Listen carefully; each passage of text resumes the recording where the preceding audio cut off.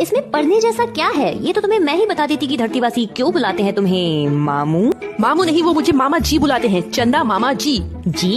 इतनी इज्जत कौन दे रहा है तुमको? हाँ ये सच है, धरतीवासी मेरी बहुत इज्जत करते हैं और तुम्हारी नजरों में मेरी कोई वैल्यू नहीं है। वैल्यू? तुम्हें तो शुक्रगुजार होना चाहिए मेरी ग्रेविटी का, जिसने तुम्हें खींच के रखा है और सौभाग्य से उस ग्रह के चांद बन गए जिसपे जीवन है। तुम्हें मेरी वैल्यू तब पता चलेगी जब मैं यहाँ से चला जाऊंगा। गाइस, मैं तुम्हें बताता हूँ कि तुम लोग कितने जरूरी हो एक दूसरे के लिए। गुरुजी मुझे आपका लेक्चर नहीं सुनना है।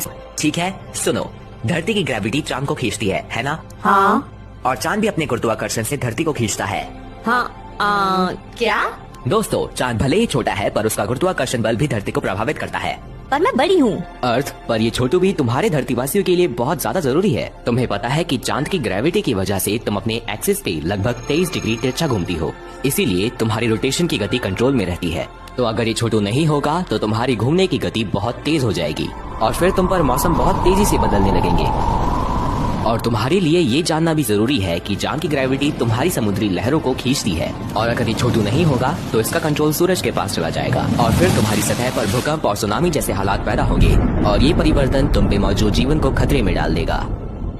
तो ये चिलगुसा मेरे लिए इतना जरूरी है?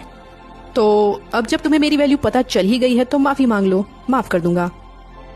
गुरुजी एक काम करते हैं, आप अपना सबसे बड़ा चांद गैनीमेड मुझे दे दो और इसे ले लो। क्या?